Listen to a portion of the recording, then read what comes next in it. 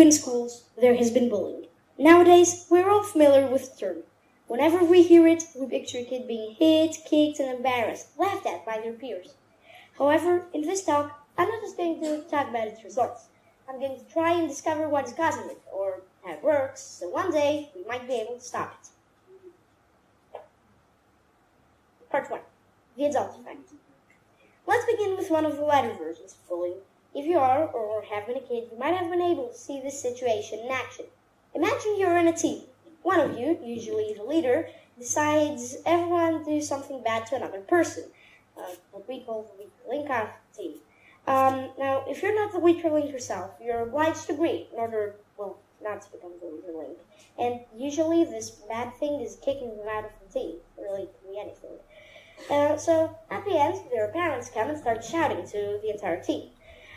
Someone decides to stop and explain what actually happened. For this person, though, 2 words, wrong move. In this case, in the eyes of the adult, this is the leader now, the one responsible for everything. Just because they don't understand that this person talked in the place of a leader who was too afraid to stand up for themselves. An adult can care less about a misunderstood kid, so if you happen to be there, help this person, because the team is much stronger than a unit. And, good. Maybe at the end, the misunderstanding could end, and everyone could finally understand what actually happened. Part 2. The main mechanism. According to the former, you should probably be able to recognize terms such as leader, team, or weaker link. Every class has a leader, a popular student. But what are the factors for a leader? Well, in the older days, it was simply an A student. However, now the tables have turned, as A students are now the nerds, while C students are broken down into 2 categories. 1, the non-popular C students who fear the teachers, and 2, the very popular C students who are considered cool. The second category achieves that in any ways, such as using violence, swearing, or ironic commentary in class, to virtually anyone, including both students and teachers, as well as purposefully failing skill assessments, such as semester grading, for example, in order to reach that I don't care about anything coolness level. Now, if you have heard the previous part, you might have noticed that it is not the other followers who kick the victim out of the team, but rather the leaders themselves. Why? Well, if they don't care about themselves, how do you expect them to care about others? And that leads us to part 3, the grid of the group. This is a more complex type of bullying. Every class has a kind of hierarchy. First, there are the leaders, which we imagine as the cool kids. Then, we have the semi-popular students.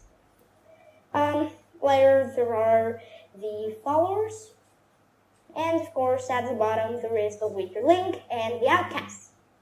The latest includes bad students, exceptionally good students, also known as nerds to some, teacher advocates, people with odd interests, highly introverted people, and oversensitive people. Why were those rejected, though? Well, the answer is the grid. For those not familiar with it, it is basically the previous categories assigned to placement. First there are the leaders, then the semi-popular, etc.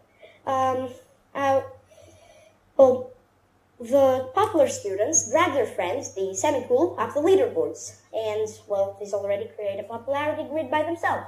And it's only a matter of time for the followers to come flooding in, who are only there because of their quote-unquote aspirations to one day become the leaders themselves. All they would have to do is to be loyal to the camp leaders. Reality check, it won't happen. And if it does, it probably won't last for long. You see, the grid is maintained by the followers, and it will not be destroyed, because if someone were to leave, they would have to start all over again, from scratch. Yet, if everyone left at the same time, the grid would collapse, and the leaders would have no one to boss around anymore. Another reason the grid is maintained is fear. If you leave the grid, you're not neutral, but an enemy to the leaders, their friends, and the too loyal followers. Now, trends are also a great way to maintain the grid. They work like this. If the leader is good at something, they trend it. Almost everyone tries to become good at that one thing. However, when the leader sees that they are losing to others seeing that trend, they quickly shift to something else, like a treadmill without an end. And part 4, common misconception. Speaking about bullying, we have to mention teachers, the ones who judge both the victim and the bully. Yes, sadly, teachers are far from perfect, as their job is not primarily ethical judgment. So, these are 4 common misconceptions for teachers. 1. Bullying is just hitting and kicking. No. Verbal abuse is the same, or even more worrying. Despite normal bullying leaving hits and wounds, verbal abuse leaves long-lasting psychological scars or traumas, which may even take a lifetime to recover. Number 2. Counterattacks are attacks. In my opinion, counterattacks should be, to certain points, allowed, especially in group bullying, as a group is much more likely to pass on fake facts to a teacher, and let's face it, teachers are much more likely to believe the entire class, rather than just one bullied individual saying the truth. Number 3. Just messing around.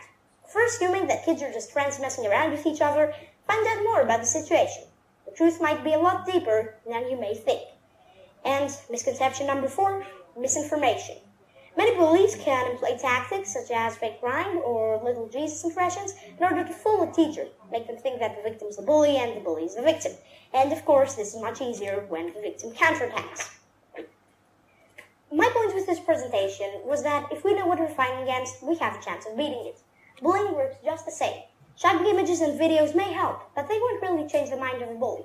However, if we know what bullying is, we are one step further to finding out how to stop it. For good.